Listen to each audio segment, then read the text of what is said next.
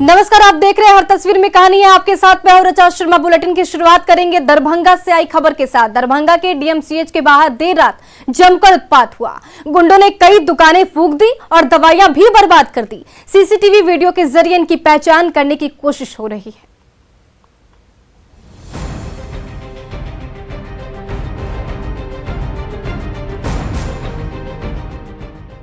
Shutter ऊपर उठते ही गुंडों की टोली मेडिकल स्टोर पर टूट पड़ी। कोई डंडे बरसाता रहा तो कोई बल्ले से तोड़फोड़ मचाता रहा।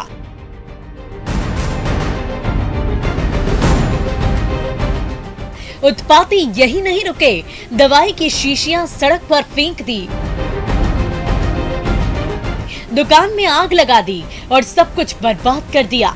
सीसीटीवी कैमरे में कैद इन चेहरों को जरा गौर से देखिए। इन्हीं शैतानों ने कुछ पल के लिए दरभंगा को आग में झोंक दिया। 4 दुकानें और 4 गाड़ियां जला दी, 4 व्यवसायियों को झुलसा दिया और जब उत्पात करके मन भर गया तो लौट गए। देर रात ये बवाल हुआ नाका नंबर 6 के मेडिकल स्टोर पर, जहां डीएमसीएच के कुछ मेडिकल स्टूडेंट प्रतिबंधित दवाइयां खरीदने पहुंचे, लेकिन दुकानदार ने बिना पूर्जे की दवाइयां देने से मना कर दिया तो तोड़फोड़ पर उतर आए। और ये लोग क्या किए कि 4 मेडिसिन का काउंटर और 1 चश्मे की दुकान थी, उसको इन्होंने पेट्रोल छींटकर आग लगा दिया, जो कि बहुत ही निंदनीय है।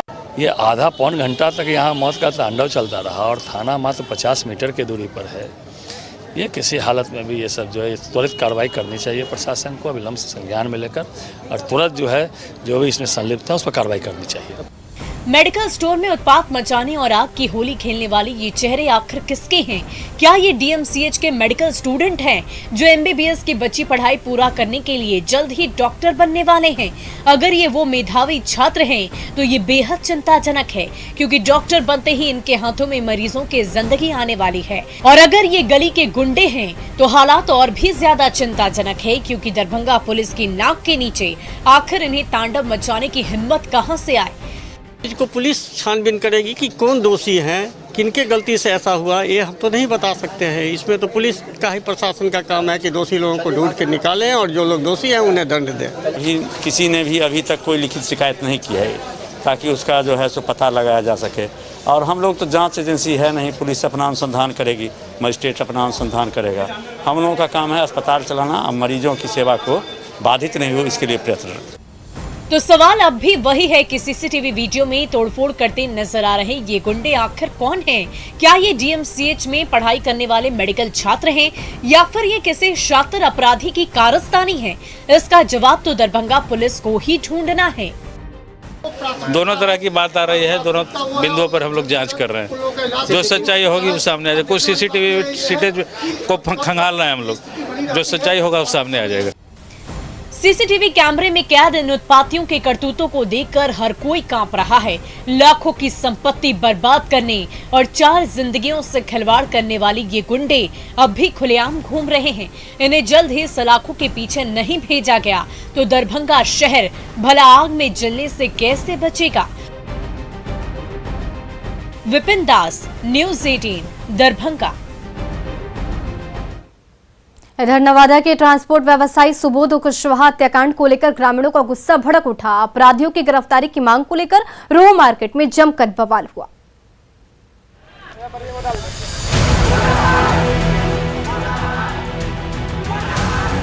हर तरफ गुस्से की आग भड़क रही है। सड़क पर उतरी भीड़ जमकर हंगामा मचा रही है और उसे संभालने में बिहार पुलिस के पसीने छूट रहे हैं। आगजनी और कोहराम का ये सनसनीखेज नजारा है रोह बाजार का, जहां गुस्साई भीड़ के सब्र का बांध टूटता जा रहा है। ग्रामीणों का हुजूम कभी हंगामा मचा रहा है तो कभी पुलिस के खिलाफ नारेबाजी कर रहा है।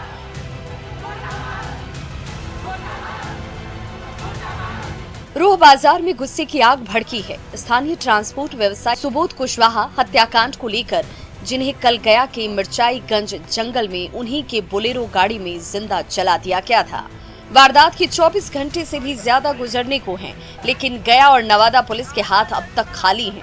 इससे रोह बाजार के व्यवसायियों का गुस्सा भड़कता जा रहा है कि रोज थाना के काहे नहीं अभी घटनास्थल पर ही आतरी के गया है, हिसुआ के गया है, राजगीर के दरोगा पहुंचा है, क्यों नहीं गया? गया के पहुंचा है, पुलिस कुछ यात्रियों ने ट्रांसपोर्ट व्यवसायी सुबोध कुशवाहा की गाड़ी बुक कराई थी, जिसे चलाकर वो खुद एक दिन पहले गया गए थे, लेकिन गया के मिर्चाईगंज के जंगल में उन्हें उन्हीं की गाड़ी में ही जिंदा जला दिया गया।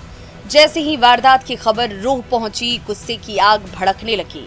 नाराज ग्रामीण सड़क पर उतर आए और अपराधियों की गिरफ्तारी की मांग को लेकर हंगामा मचाने लगे, लेकिन गया और नवादा पुलिस कार्रवाई की बजाय अब तक सीमा विवाद में ही उलझी हुई है। उन्हें जिंदा जला दिया और बोलेरो को भी साथ में आग लगा दिया गया, लेकिन हम लोग के रोह पुलिस इसका केस लेने से इनकार कर रहे हैं। वहाँ भी कुछ लोग हमारे गए हैं, मिर्चाईगंज भी वहाँ भी केस करने के लिए गए हैं, लेकिन यहाँ कोई भी सुनवाई नहीं है। किराए पर गाड़ी चलाकर परिवार चलाने वाले ट्रांसपोर्ट व्यवसायी सुबोध कुशवाहा की नृशंस हत्या को लेकर नवादा से लेकर रोह तक आक्रोश देखा जा रहा है, लेकिन हत्याकांड के आरोपी अब तक गिरफ्त से बाहर हैं और गया और नवादा पुलिस अंधेरे में ही तीर चला रही है। अनिल विशाल, न्यूज़ 18 नवादा। रेल यात्रियों के लिए गुड न्यूज है, क्योंकि कोरोना की पाबंदी खत्म होते ही रेलवे ने रेल यात्रियों के बर्थ तक चमचमाता बेड रोल भिजवाना शुरू कर दिया है।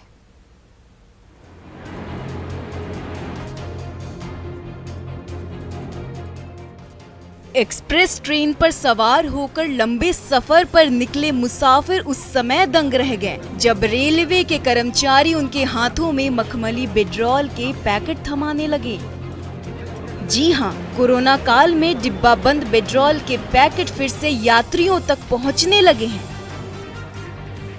उसे खोलिए, सीट पर बिछाइए और एसी की ठंड सताए तो ओढ़ भी लीजिए।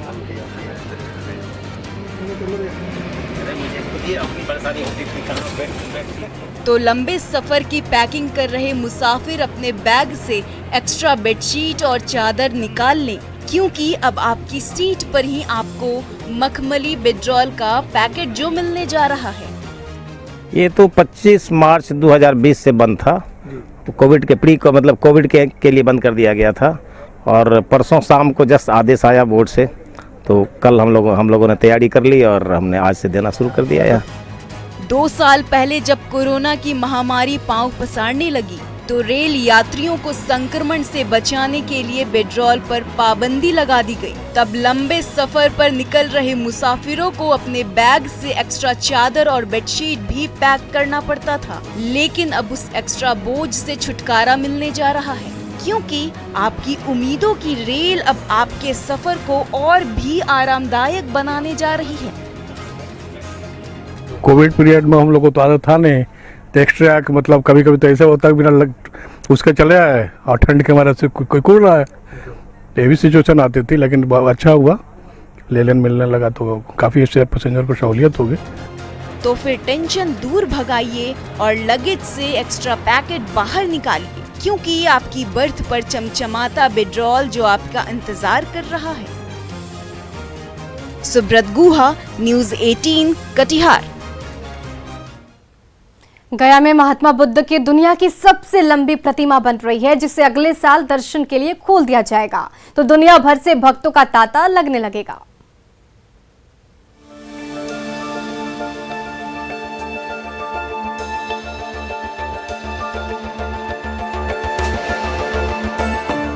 शैया पर शयन मुद्रा में लेटे बुद्ध और भक्तों पर ज्ञान बरसाते बुद्ध।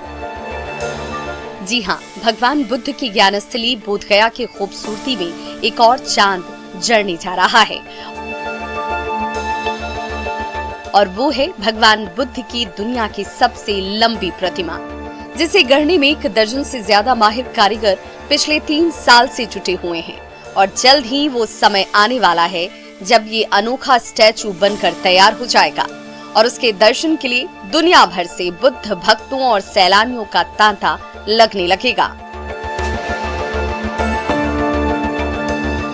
मेरा पीछे जो देख रहा है इंडिया का सबसे लंबा और बड़ा बुद्ध मूर्ति बन रहा है, 100 फीट 100 फीट का बन रहा है। तो इसका काम का ऑर्डर दिया था हम 2019 पर दिसंबर महीना पर काम करने के लिए हम लोग का बीट किया था। बोध गया की धरती पर ज्ञान हासिल होते ही भगवान बुद्ध देश और दुनिया घूमे और जब महापरिनिर्वाण की घड़ी आई तो इसी मुद्रा में अंतिम संदेश दिया। बुद्धा इंटरनेशनल वेलफेयर मिशन ने जब साल 2019 में इस स्टैचू का निर्माण शुरू कराया तो कोलकाता के जाने माने मूर्तिकार मिंटू पॉल को बुलाया गया। उन्हीं की देखरेख में फाइबर ग्लास के इस्तेमाल से 100 फीट लंबी, 30 फीट ऊंची और 24 फीट चौड़ी मूर्ति का निर्माण कार्य जोरों से चल रहा है। उम्मीद की जा रही है कि अगले साल की शुरुआत में मूर्ति को श्रद्धालुओं के दर्शन के लिए खोल दिया जाएगा। तो काम बंद हो गया था, फिर जुलाई से ये काम शुरू हुआ, फिर कभी कभी लॉकडाउन के कारण से फिर बंद हुआ था। इसी से फिर थोड़ा लंबा समय लग गया, तो इस महीना पर पूरा कंप्लीट हो जाएगा बनाने के लिए। तो अगला साल का फरवरी महीना पर इसका उद्घाटन होगा। उत्तर से पश्चिम दिशा में लेटी इस प्रतिमा में भगवान बुद्ध के दाहिने हाथ पर उनका सिर टिका है, चेहरे पर शांत भाव है और होठों पर मुस्कान तैर रही है। जाहिर है जब दुनिया में कोने कोने से बोध गया पहुंचे भक्त भगवान बुद्ध का ये अनूठा रूप देखेंगे तो धन्य हो जाएंगे। एलन लिली, न्यूज़ 18, गया। और हजारीबाग का एक गांव 3 मोरों का ठिकाना बन गया है, जहां तीनों मोर मजे से घूमते हैं और जी भरकर पंख फड़फड़ाते हैं। तो गांव वाले भी मोरों का पूरा ख्याल रखते हैं।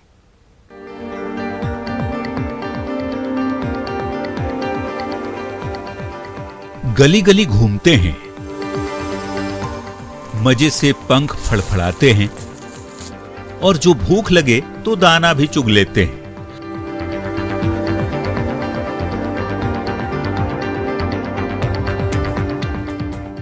ये हैं 3 जिगरी मोर जो होने मोढ़ा पंचायत के गली मोहल्लों में दिन रात घूमते रहते हैं। कभी किसी आंगन में डेरा डाल देते हैं तो कभी किसी मोहल्ले की सैर पर निकल पड़ते हैं।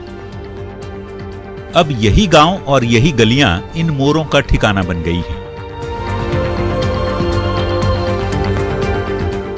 ये तीनों मोर सालों पहले जंगल से भटककर जो होने मोढ़ा गांव आए सो फिर वापस कभी नहीं लौटे। स्थानीय ग्रामीणों से मिले प्यार और दुलार ने इन बेजुबानों को यहीं का बना लिया। मोर हम लोग को जंगल से आए थे, लेकिन मोर को हम लोग इसमें दाना उना देते हैं, खिलाते हैं और मोर इसी महुआ के पेड़ में रहती है और मोर के साथ पूरा घुल मिल गया है। हाँ, घुल मिल गया है। संग संग घूमना, संग संग दाना चुगना और संग संग मौज मस्ती करना, यही इन 3 मोरों की दिनचर्या है। कभी किसी गली तो कभी किसी मोहल्ले, घूमते फिरते और मटर गश्ती करते इन तीनों मोरों ने होने मोढ़ा की गलियों को गुलजार कर दिया है। कभी भी किसी गली में निकल जाइए, इन तीनों जिगरी मोरों की यारी आपका दिल जीत लेगी। तभी तो ये मोर अब होने मोढ़ा गांव के ही हो गए और ये गांव भी इन मोरों का ही हो गया। मोर के साथ हम लोग अच्छा से घुल मिल के रहते हैं। हम लोग को आंगन तक भी घुस जाती है, इन लोग को घुसती है, उस समय कुछ खाना देते हैं खाने के लिए, खाती है, फिर बाहर निकल जाती है। परिवार के सदस्य के जैसे हो गए। हाँ, उसको हाथ में भी ऐसे करके देते हैं तो वहाँ भी खा लेती है। ये तीनों मोर ग्रामीणों के लिए भी दोस्त हैं, परिवार के सदस्य भी हैं और भगवान का रूप भी, जिनके साथ सोना, जागना और घूमना इनकी जिंदगी बन चुकी है। जावेद खान, न्यूज़ 18, रामगढ़। पटना के महावीर कैंसर संस्थान में कैंसर पीड़ित बच्चों की हौसला अफजाई के लिए उमंग कार्यक्रम हुआ, जिसमें जानलेवा बीमारी से लड़ रहे बच्चे खूब नाचे और खूब हंसे।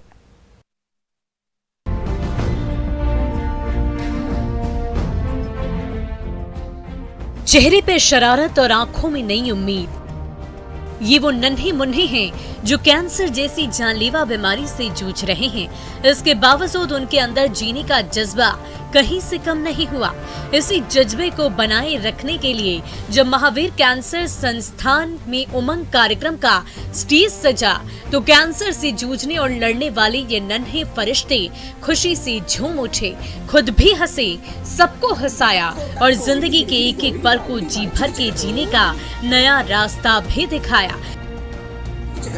Gili-gili-man, sulu-suluman, makan agak hukum-bukure, cakala kabi kau cikau sili-sili-sili-go, bagradum, ciki-cakaco.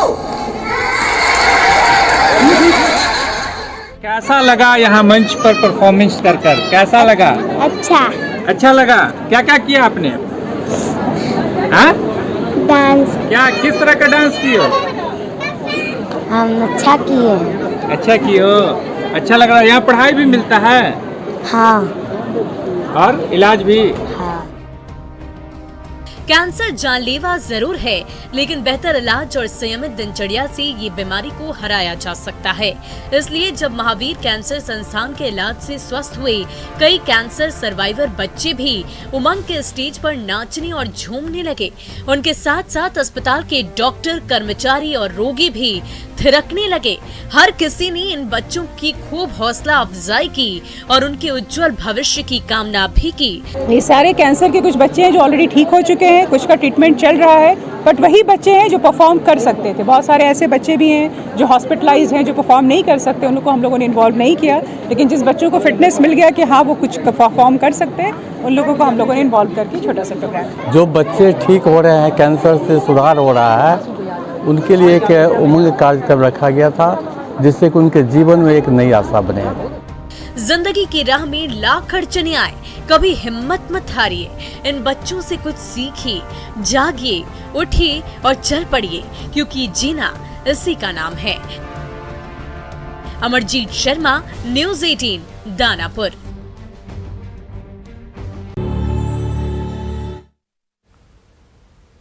Patna में खुला IITian टी स्टॉल चाय की चुस्की के साथ प्यार बांट रहा है। इस स्टॉल को चलाने वाले IIT छात्र टी स्टार्टअप के जरिए कमाई के साथ अपने सपने को पूरा कर रहे हैं। नहीं होता, डिपेंड करता है कि उसको किस स्केल पर किया जा रहा है। तो हम लोगों ने चाय से स्टार्ट किया है, लेकिन काफ़ी लंबा विजन लेकर हम लोगों ने इसको शुरू किया है। रणधीर पांडे ने कड़ी मेहनत की, एंट्रेंस एग्जाम क्लियर किया